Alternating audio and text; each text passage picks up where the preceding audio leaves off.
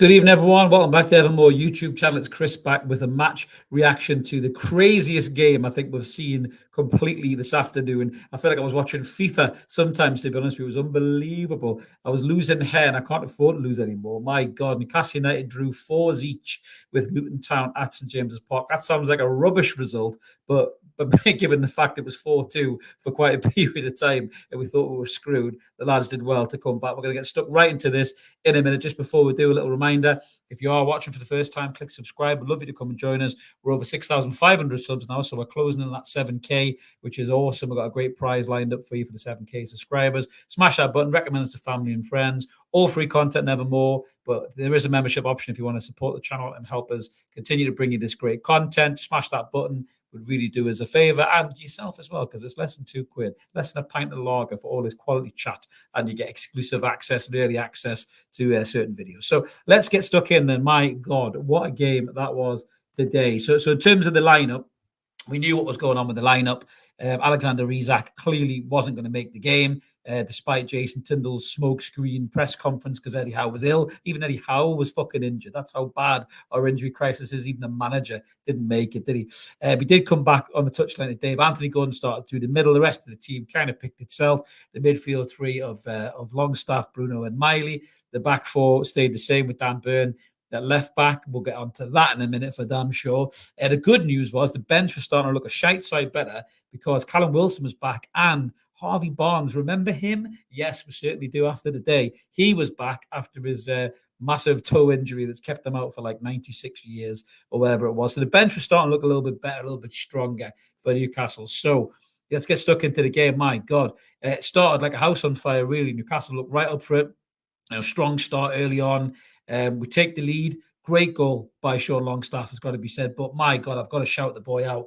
Louis Miley, what a crossfield pass for Kieran Trippier in the lead up to this goal. Bangs it across to the side of the pitch, like a fucking Steven Gerrard pass from back in the day. Trippier takes in the stride. Lovely cut back. A brilliant run by Sean Longstaff, it must be said. Now, I give Sean shit. Everyone gives Sean shit. He's looked a bit ropey in the last few weeks. He's getting in positions, not taking his chances. Fuck me, he took them today. That was a brilliant goal. The first goal gets us on the way. Looks absolutely fantastic. And then, typical Newcastle, we go and concede a freaking equaliser at the other end. Shite goal, really. Ball comes over, header comes across. Nobody's jumping with the header at the back stick. The lad who gets the header in the middle of the box, there's 3 Newcastle players all looking at nothing. He heads the ball in off the bar, ones each. Can't believe what's going on. Why the hell are we drawing this game? Incredible. Seconds later, we go bursting up to the end of the pitch. A beautiful little dink pass over the top by Louis Miley again, who's just looking like his confidence is growing and growing and growing. Anthony Gordon, absolute rapid speed. He buzzes through, cuts backside, takes a shot, keeper parries it. Sean's there again. Beautiful finish right in the corner. It looks like Sean has been reading the Frank Lampard How to Finish book, and he's doing it. So happy days. We're 2-1 up.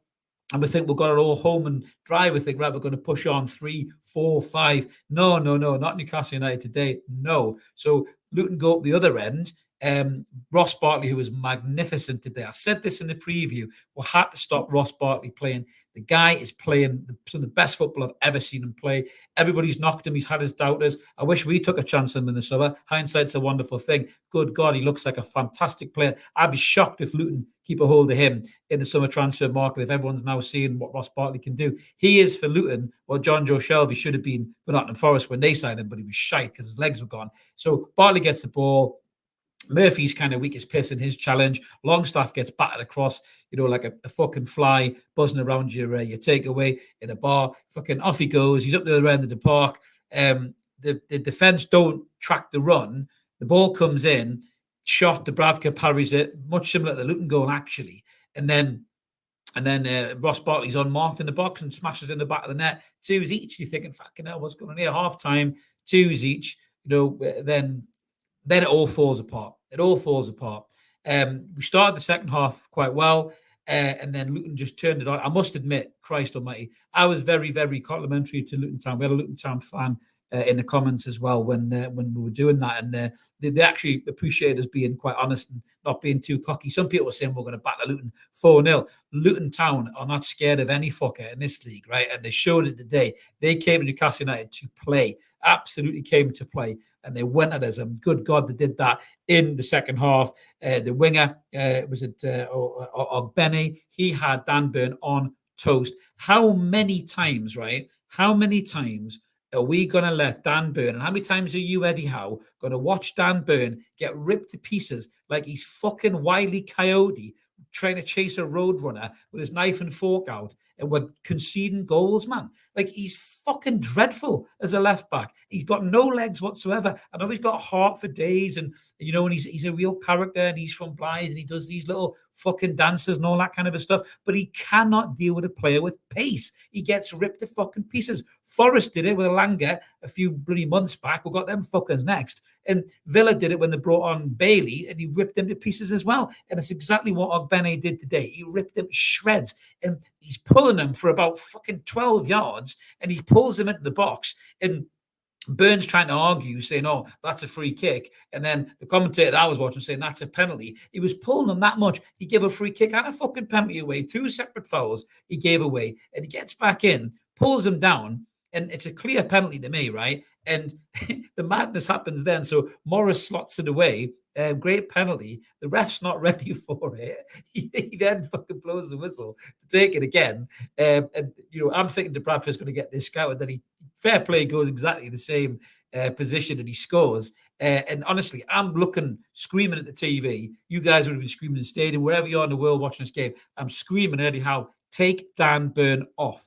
Take him off. He's done. He's cooked. And he doesn't take him off. So the fourth goal, you can't really solely blame Dan Burn. For Kieran Trippier goes a bit mental and decides to run 15 yards that away, leaves a big gap. They come over. But what do Luton do? They migrate over to the side where the bloke with no pace is on, and Adebayo just smashes it in the bottom corner. Well, we're losing 4-2 to Luton Town. Mental. Then he makes the change. Tino Livramento comes on. Now check the stats there.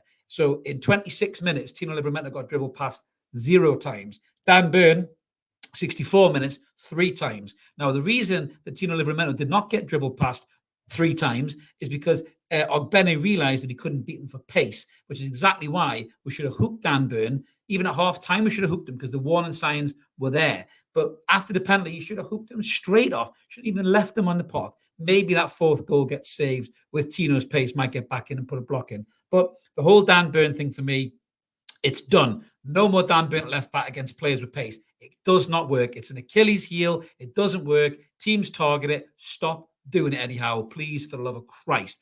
But I'll give the lads their credit. We get back into the game. Kieran Trippier keeps going, back stick cross, smashes it in. Great finish as well. Gets us back to 4-3.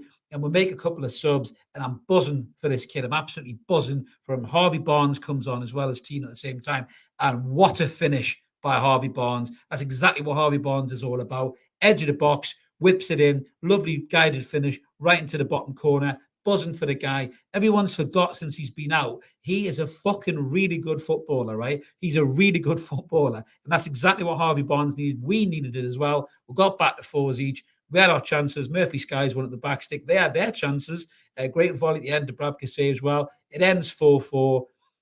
Breathe. I felt like I was watching a game of FIFA. My God. And we'll get your comments in a minute, guys, about this. But Jesus, honestly, Newcastle nearly lost that game completely. And it was shit management by Howe. It was. I praise him when he did it against Villa, when he brought on Tino, and that stopped that press, and that stopped that attack. He didn't do it today quick enough. Burns should have been hooked as soon as that penalty went in. Fuck the sentiment. Fuck the character. He's getting done. He's a weak point of the team. I do not want to see Dan Burns starting the left back against Nottingham Forest, or Alanga will have him on toast once again. So we're lucky to get a draw today, in my opinion. Luton were brilliant. Bartley was brilliant.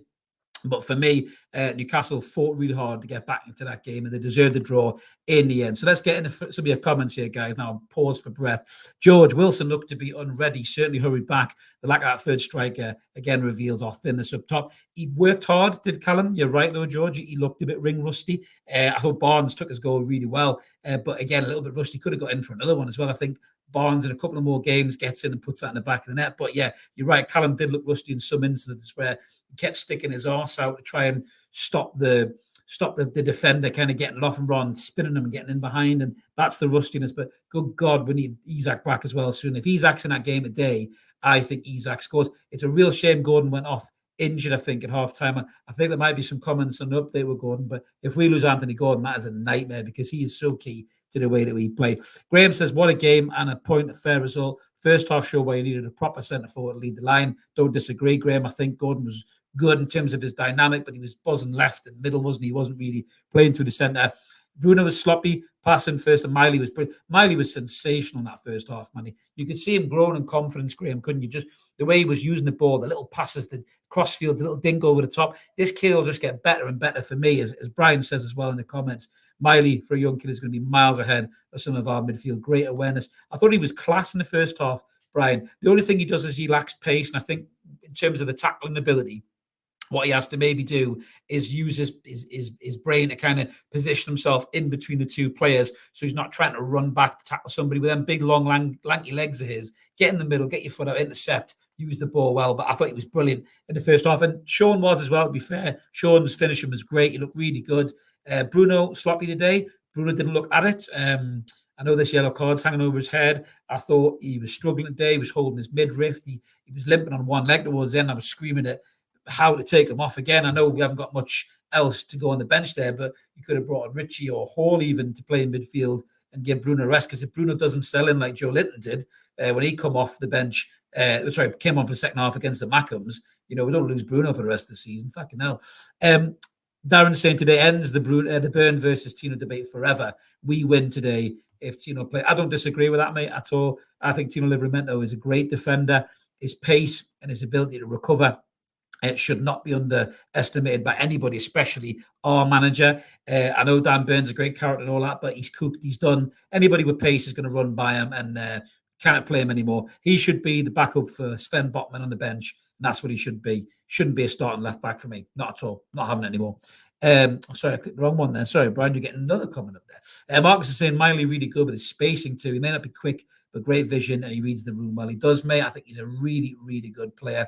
We've got Big Al 60. Sorry, but Eddie has to drop Dan Burn. As much as I like him, he's too slow. Time to play Tino. Mate, that's exactly what I think. I think a lot of people will be saying the same thing as well. Yeah, Robert, the chance that Murphy's scared. I love Murphy to bits. He worked hard today, Murphy. I thought he played really well. Miggy was poor, even though he was on his left-hand side. I think he didn't really do a great deal today, Miggy. I wanted more from him. I really did. And I think now Barnes is back. And if he gets fit and stays fit, I think Miggy will find a lot more time on the bench. Sorry, Alan, don't swear so much. Are you in the church, Alan? Are you saying some Hail Marys, mate? Come on, it's passion. That's what you do, mate. You can articulate yourself in different ways in passion. I'm surprised I'm not swearing the entire stream, to be honest with you, after that game. Jack is saying, I love Eddie, but his decision-making when it comes to selection has cost us so many times this season. I do agree, Jack, and he shouldn't be exempt from criticism with that. Not at all. Vincent's saying, gutted about Gordon. Me too, mate. I really hope he's not out for too long. Ron's saying, Anderson's just said, or John Anderson just said, Gordon has come out. Oh, no. Crutches. Mate, that is dreadful. Oh, God, that is awful. We're starting to look at this transfer window now. I'm asking why we didn't sign anybody. I don't think we can sign anybody now, can we? Even free agents, I don't think, can we? Matty Longstaff, 6-month deal, anybody? My God, shocking. Absolutely shocking. Martin is saying, has to be Burns' last game at left back. He's too slow. Absolutely right, mate. Absolutely right. Davey Eddie, really terrific game. Fair result. Bartley, exceptional for them. Got to be Tino and Barnes starting. Yeah, if they're both fit, David have got to start the next game, mate, 100%. Half the game, I felt like I was watching the WWE. Says Pages and Pause, mate. Honestly, it was breathtaking, wasn't it? Absolutely breathtaking in terms of the end-to-end stuff. Really, it was like the NBA, wasn't it? Really, mate. But it was unbelievable. But I think the fact that we've got a draw, we've got to give the lads their due for getting back into the game. I thought Trippier was good today, led by example on the pitch, screaming at his teammates, telling them to get up and everything else as well.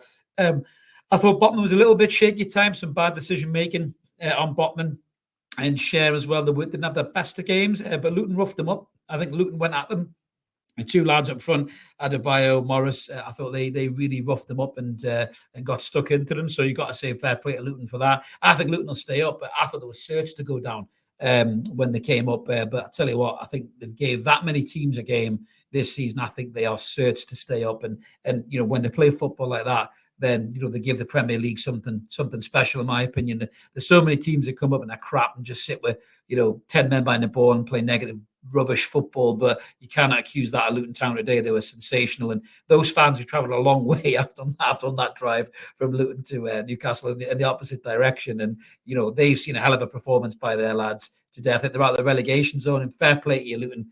Great game, great performance from you lot. You probably feel like you deserve the win, but we've managed to pull ourselves out of the sugar honey iced tea just for you, Alan. I'll try not to swear there. And thank God that we did. But yeah, real worrying signs, I think, like you're saying, some of the key performances. We'll just check a few more of your comments there, guys. Bear with us. What we got here? I've got Decker in the comments. Burns are fucking liabilities. I didn't swear, and that was Decker, and rightly so. That's a good use of it. He is a liability. I don't care what anybody says. No, I agree with Decker. I just think he's the problem is with Burn. He gets played. He gets played because of his character and what he brings to the side and everything else. And that's never in question. He's got a heart as big as North Tyneside, right? But he's a weak point in the team, and managers, you can tell managers have been. If you put a camera in managers' dressing rooms before they come out and take the field against Newcastle, and they see that lineup, they'll be saying, "Go and attack Burn. He's got no pace. Stick the fastest player on Burn." That's how you get around the back of them, right? They're not going to attack Trippier because I know he's got the brain, the positional sense. But with Burn, they'll get him on pace. Simple as that. Would be Farmer saying, Andrew and everybody else, Luton has lost 12 games and the Toon has lost 10. The difficult team with good athleticism and fitness. Ask Brighton Liverpool about that. Yeah, I certainly didn't knock them in the comments, would be, mate. I thought they were excellent. We've got Ash in the comments. Oh, mate, Ash, I generally don't know how I feel about that result. That's okay, Ash. I think a lot of people don't know how to feel about that result, mate, because you look at it and you think it's Luton Town, you should beat them. But as Woodby Farmers just said, they've gave Liverpool a game, they've smashed Brighton, by the way, and Brighton were getting praised, and the Zerbi was getting praised as an ex-freaking Real Madrid manager at one point, and they battered them midweek. So, we've actually done all right there, I think. But at St James's Park, we should be putting them to bed. But I think the biggest issue that we had was our weakness was getting exploited, and Howe didn't act quick enough. He did against Villa, he didn't today. So he's got to take the rough with the smooth, right? Maybe he's been a bit hazy or struggling with his illness or whatever, but he didn't act quick enough to get Burn off. If you get Burn off after that penalty, I don't think we'll concede the fourth, and I think we go on and score the fourth, maybe the fifth, and we win that game. And I just think we were too slow to react. We were 4-2 down, and getting back to 4-4 was a great effort by the lads, but we didn't have to concede that fourth goal, in my opinion. The Burn weakness rattled everybody at the back, and I think that's maybe why Trippier went looking for some kind of glory 15 yards up the pitch. J7, the Brazilian. Hi, Chris. The decision-making from the Villa game and another further attack was a great example. I also wish we had Joe Linton in the midfield. Mate, Joe Linton would have been brilliant today. He would have sorted Ross Barkley out, I'll tell you that. Bruno doesn't have that ability to snuff out danger in midfield like that and batter somebody. Joe Linton would have put the first challenge on Barkley and put him up in the air, and then Barkley might have lost his rag, maybe he took him off his game.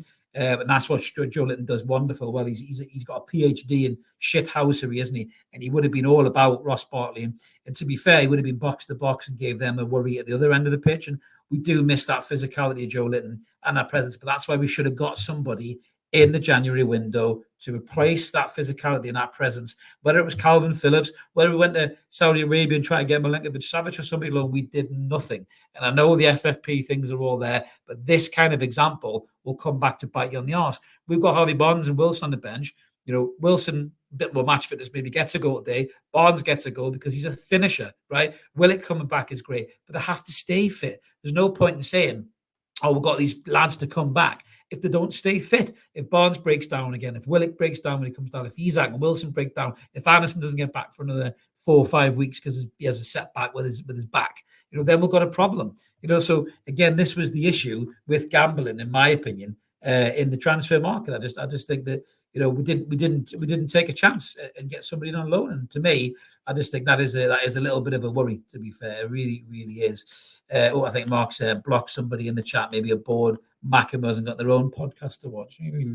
What a sad shame. Lee's in the comments saying should have been playing Tino and Barnes in half time. I don't think that's a bad shout. I think twos each. You bring on those two players, maybe they hit the ground running straight away, and and we get that win. Maybe you're right, mate. Maybe you're right, but we're never going to know, are we? Paul McCarthy said the boot Gordon's wearing will be precautionary. Bit of calmness there, Paul. Thank you, mate. You've calmed us all down. Yeah, let's just hope that it is precautionary. She doesn't put any extra weight on it and he gets assessed in the morning and he's all right, because he is vital to us, especially with Isaac missing. Terrific lad, 33. Some fans have short memories. All Dan is doing is playing when the manager picks him and tries his best out of position. He's still a decent centre-back. A left-back will be purchased in the summer. Well, that's fine to say he's a decent centre-back, terrific, but he's got no legs, mate. He's got no legs against pace. You can say he's playing when a manager picks him, but I'm blaming Eddie Howe more for this than Dan Burn. Dan Burn doesn't have pace. So why would you put him up against Ogbene, who can blitz him every time? And why would you put him up against Langer against Forest like he did a few months back? So Eddie Howe's got to stop doing that at Dan Burn, or he is going to get criticism. Like I say, he's got the heart as big as the River Tyne, but he's got no pace to deal with speed. And that's a major flaw, and he's being exposed, and thus he's being criticised by people who do this kind of stuff, and I'm sure the mainstream media as well. The ref was utter shite. I don't disagree with that. The ref was a bit poor. I mean, imagine he turning it back and not being ready for the penalty as well. What was he doing? He was a fucking strange referee, he really was, to be honest with you. Some of these refs are just absolutely terrible. William saying, how isn't the guy to take us to the level we want to go to? Credit for what he's done, but he's not elite, not even close. That's an interesting comment, William. I think if he makes mistakes like this and he puts players like Burn in those positions time after time again, then yeah, you can throw that criticism on. We'll criticise Eddie Howe as and when needs to be. And I think for me, that is a criticism. I think he needs to be more ruthless with his decision making. You make those decisions in the moment and you change games. Yes, it helps if you have a squad to do that and you have the variation of players to do that, which he hasn't had in his defence. So you let him off this season. But when he has a full plethora of squad to choose from and he doesn't do that, then the heat will be on. Absolutely. And if the players are coming back to fitness now and he still makes these mistakes, then he's in trouble. No Burn against Forest for me. Sorry, no Burn. He cannot stop Burn. Alanga will rip him to pieces. And I would just absolutely be mortified if I see Dan Burn starting left back against Forest. Leah saying we will always say bottle it when we get in cheap, good players. Yeah. I think there is an issue. There is an issue there, to be fair. FFP is a problem as well. And Decker says, yeah, it was a Stonewall pen by Burn. Absolutely was, mate. Paul saying, surely Lewis Hall should be playing in front of Burn at left back. No excuses from now on. I did say that earlier as well. Yeah, I mean, Lewis Hall must be wondering why he's bothered coming here, to be honest with you. And just, I don't disagree with him feeling that way, to be honest with you. I think, if I was Lewis Hall, I'd be saying to my agent, I think we've dropped a bit of a clanger here. The manager doesn't want me. Maybe get me back to Chelsea, and then maybe I'll go find another club to play for. I really hope behind the scenes Lewis Hall is working hard, because I think there's a real player there. In terms of a modern day left back, getting up and down, he's got a great left peg on him. Defensively, he's naive, but you can sort that out. He's got pace that gets him out of trouble. Tino Livramento is a much better defender than Lewis Hall is. So he could slip in that position. But with Trippier not getting any younger, Tino's going to be the right-sided player, isn't he? So I don't know what's going on with Lewis Hall. I don't think Eddie Howe wants him. And I think that's a problem. I think Ashworth did, Eddie doesn't. So that is going to be the issue, I think, with that situation going forward. Shredder 83, can't remember Tino having a bad game. So by Howe's logic, he shouldn't have lost his place. Very true. Hope Howe can adapt. Me too, because I do like Howe as a manager. If he keeps making these mistakes, you're going to put more pressure on him. It doesn't necessarily have to be. Dave Atkinson is saying, I remember Sir Bobby Robson had no difficulty making 3 subs at once, much earlier than Eddie does, once he sees what's happening in the game. I mean, to be fair to Sir Bobby Robson, no disrespect to Eddie, Sir Bobby Robson was an elite coach. When he came to Newcastle United, he managed England, he'd managed Ipswich to miraculous things, Barcelona, Porto, PSV. Sir Bobby Robson was an elite coach by the time he came to Newcastle. Eddie's still a young coach and he's got a lot of learning to do. And things like this today is a lesson that Eddie needs to learn. So I hope he does learn that lesson, in my opinion. Right, so the Zig says, I think Howe needs to see the weaknesses in his team.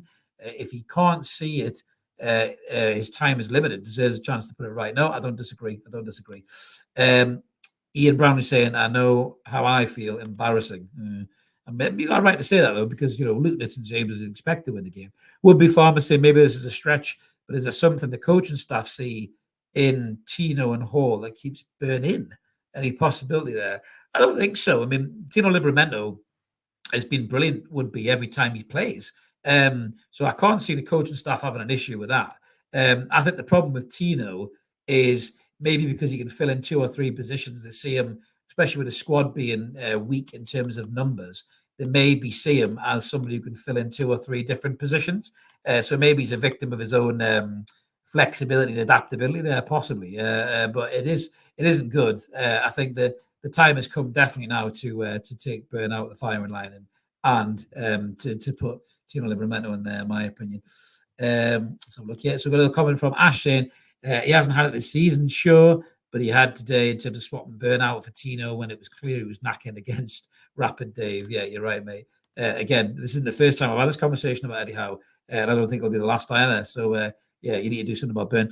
Type to sell the dressing room, clowns, Dummett, Burn, Richie, etc. Says Mark Todd. Not good enough now. Absolutely no room for sentiment to move forward. I don't disagree with that. I think we should have done something in the window with those players, but I don't think no fucker wants them, to be honest with you, Mark. That's the issue. We've ended up with a lot of the old championship dross that nobody wants. So that's why we're stuck with them. A lot of their contracts will be expired at the end of the season. I don't see who wants them. Wet me whistle there. Excuse me. I don't see anybody who'll want them. Like I said, Matt Ritchie might get kept on for the coaching staff, or maybe he'll go and be a table football champion of Europe or something. Who knows? Because that's all he seems to bloody do at the minute. Anthony's saying Eddie's game management yet again costs us. Need to be proactive, not reactive. I think that's a great comment, Anthony. His favourites are costing us time and time again. What's the crack with Lewis Hall? Yeah, that is a very, very good question, mate.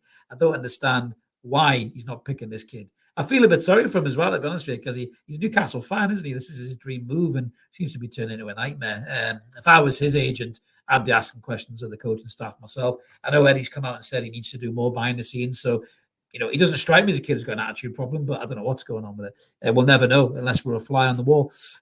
Paul said, Howe's logic was if you're playing well, you stay in the side and keep the shirt. So why does he drop Livramento for Burn? Contradiction, if you ask me. I agree with that. And I think he needs to be taken a task with that. What annoys me a little bit about the journalists in the press conference, outside of Craig Hope, who I love, some people have an issue with Craig. Craig's probably the only journalist who will ask those questions, those difficult questions.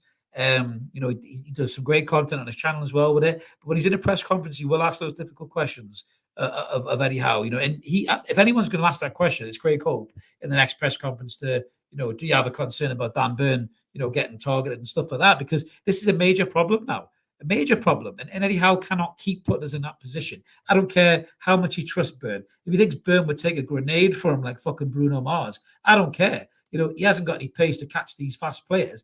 And he's getting done time and time again. It's costing us games. So we could have won that game a day, kept the momentum going. We've drawn it. It's a great result for us in the end, but shocking. Don't play that guy against Forest. They will target him for pace. Bournemouth will try and do the same. Arsenal, etc. Everybody else after that. Big problem. We cannot have him getting done for pace like that. It's just not good. Okay, he would be saying, do we give any credit for the lads fighting back for a point? No, mate, this is not a glass half empty at all. I said that at the start. You've got to give the lads credit for fighting back. I think it's an amazing fight back. It shows spirit, heart, professionalism, determination. But like I say, they shouldn't have been 4-2 down in the first place. Massive mistakes costing them goals, and they've had to perform miracles to come back. I've gave Trippier credit, mate, and I've gave Barnes credit, and Miley I thought was great in the first half. Stayed in the game. Longstaff was working hard. Murphy worked hard as well. Dubravka makes some good saves to keep us in the game. So for me, I will give the lads credit, but you've got to call it out where the criticism's due would be. I'm not going to just be nice to the guy because he's from fucking Blythe. He's cost us a goal there. It could have cost us more if he wasn't hooked. He should have been hooked sooner. It wasn't vodka, George. No. H2O, buddy lad. H2O. I'm like Ronaldo, except for the muscles and all the money. Couple more comments here, guys. Well, black and white sheep. Oh, excuse me, wrong button. Black and white sheep. Maybe the whole deal helps FFP if it's still up in the air, i.e., it's on playing time. It's guaranteed, and the FFP PSR calculation is different. It seems to be nobody seems to really know the whole ins and outs of the whole deal. I think Lewis Hall does, actually, to be fair. Sorry, Mark is saying yes. My vodka days are long behind me. I'm more of a gin man these days, a fruity gin. Yes, I'm an old man now. Jason Barrett for sicker fans saying players are tired. Murphy Burn simply not good enough. I'll give you Burn, Jason, but I thought Murphy grafted his nuts off today. I think he's looked good as he's come back to the side. I'm not going to give Jacob Murphy too much shit. Does he rush it and flap a little bit in key moments? Yes, but he works so hard. He won the ball back so many times today. So I'm not going to give Murphy any jip on that one. Northumberland Rockhopper, I know it's disappointing to draw, but could have just dropped our heads and gave up. No, you're right, mate. Credit for the fight back. I will 100% give the lads credit for the fight back, but it shouldn't have been in that position in the first place for me. They really, really shouldn't. And couldn't agree more, mate. We are missing Joe Linton big time. What a player that guy is for us. That's why we have to keep him. We cannot let him go in the summer. He's so essential to what we do as a football club. Pay the guy what he's worth and get him signed up, man. Don't piss around with it. You know what I mean? Lads was saying, yeah, he thought that Murphy had a good game as well. It was Byrne and Miggy who was shocking. Yeah, Miggy wasn't good. He run around a bit and he worked hard and all that stuff, but yeah, he didn't do enough in the key areas. That's just the story of Miggy Almer on it. Jesus Christ. Villa are 4-0 up, 29 minutes, terrific. Bloody hell. Thank God we didn't get that Villa midweek. We might have been in big trouble. Imagine we got battered off them and then drew this game. We'd be in serious trouble, wouldn't it? But yeah, so, my closing thoughts on that game of day, guys. I just think that, it's great to fight back. It's great to show that heart and determination. It shows these lads don't want to lose games, which is excellent. I think a lot of the big players had decent games in terms of Trippier. Really stood up, especially when we needed him. I thought he was going to take a shot for that free kick after he got the first goal. Thought he had a taste for it. I thought Louis Miley, confident, looked great in the first half. The more that kid gets the ball, the more those passes come off from, the more that confidence will grow. I can see him starting to take shots from the edge of the box, going forward. And that's something that we don't do as a football team. How many times was Bruno in a shooting position today and he didn't do it? Louis Miley seems to be the player to me who could hit a crisp strike from the edge of the box. And if we start getting that kind of threat as well, we'll be looking good. But that's what Barnes can give you as well. Barnes coming back, getting a goal is a massive positive, taking us forward. If he stays fit, you throw Joe Willock in the mix. Wilson keeps fit. If Isak is back in, 2 weeks, kind of 3 weeks, we'll be looking good. Let's hope the injury to Gordon isn't anything serious. We didn't lose the game of day, which is a positive.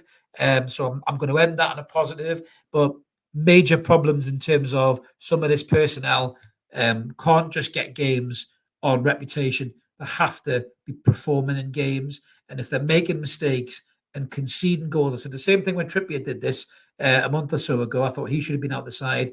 Dan Burns got to come out the side if he's going to become a problem and getting attacked for pace and being exposed like that, to me, he's got to come out the side. Ty said it's not the case of giving Murphy shit, it's just the case of stating he's not good enough for what we want to do. No, I don't disagree with that. A lot of these players aren't good enough for where we want to go. Where do we want to go? Do we want to be a Champions League team? Do we want to be a top 4 team? Do we want to win trophies? None of those players are good enough for that. There's probably only about 4 players in that whole squad who are good enough for that, really. Bruno, Botman, Trippier, Isak. We could throw Louis Miley in terms of the potential that he's showing.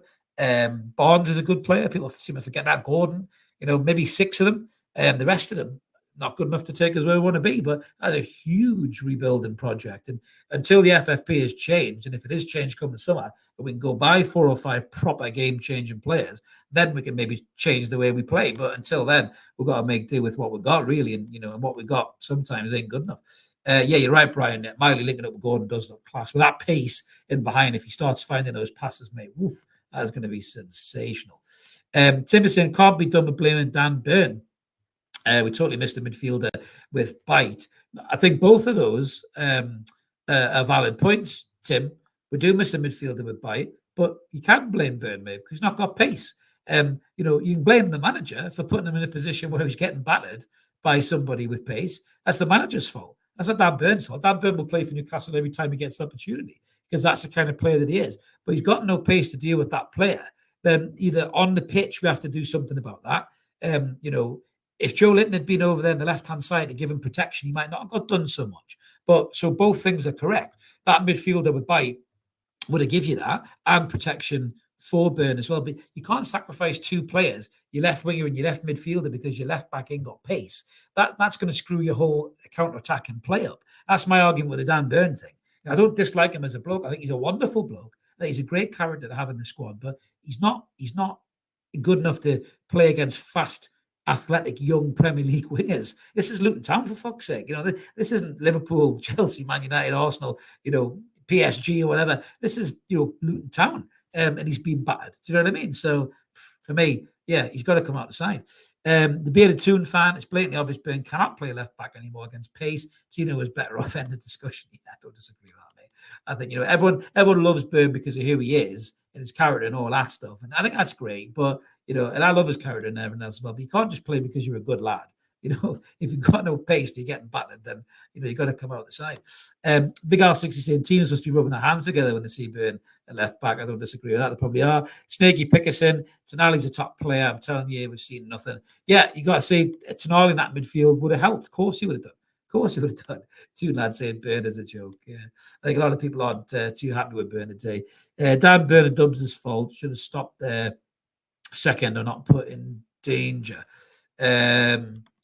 Yeah, I mean, I think can't blame Dubravka for too many of the goals today, to be honest with you. You can't do anything about his left back pulling the kid down and giving a penalty away.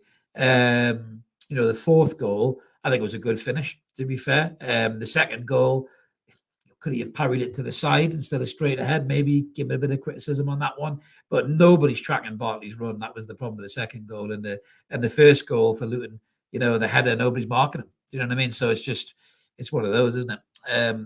Alan's saying that Joe Linton is driving Bruno Gordon from hospital. I'm not sure whether he can still drive, can he, Joe Linton? Is he not still got a ban? Is that Daz Corrects? That's the right way to pronounce it, mate. Dubs saved us in the end. He did without volley, mate. I think if Dubravka doesn't get his hand to that, we're in big trouble. So, yeah, Dubravka's look sharper coming in. You know, for me, you know, we'll maybe do a separate video on this, but when Nick Pope is back fit, straight in to me, straight in. I would say, you know, he's still our number one goalkeeper. But, you know, Dubravka's done well, but I think he'll be gone next season anyway because you want to move. Brian saying, watch the space. The two of them in the Premier League next season. If we can cut out the injuries, why man, and get that Minter back. To be fair, yeah, Minter is absolutely class, to be fair. You know, he's looked really, really good in his loan deal, hasn't he, with Feyenoord. And with Feyenoord joining the Super League, maybe we'll pull him back a bit sooner if that's what they apparently allegedly have agreed to do, because nobody will want to do that. And a great way to end that. Yes, Mark in the admin saying that Brian is with the ultra positive comment of the day. That's a great way to end it. We'll not be too more negative about that. It's a great fight back from the lads to get back to fours. Each were looked at and buried, but some serious questions of the manager. Big decisions to make for the next game against Nottingham Forest. Let's not make the same mistakes again, Eddie, and let's not put myself in that position. So thank you, everyone who's tuned in and in the lives. It always helps the episode flow. And as I mentioned at the start, if you haven't already, smash subscribe, come and join us. We're over 6,500 subs, loads of room for you, your family, and your friends. Try and get us that 7. We'll get there soon enough. And again, if you want to become a member, there is an option there too. Like the video before Mark tells me off, help the channel grow. Have a great evening wherever you're doing. Go and have a beer, calm down. Even Dan Byrne, calm down, Dan. Have a beer. Everyone makes mistakes, mate. Don't worry, you'll be on the bench against Nottingham Forest. So you'll have a chance to chill out and rest. So have a great evening, everybody, and we'll catch you later on the next Evermore. See you later.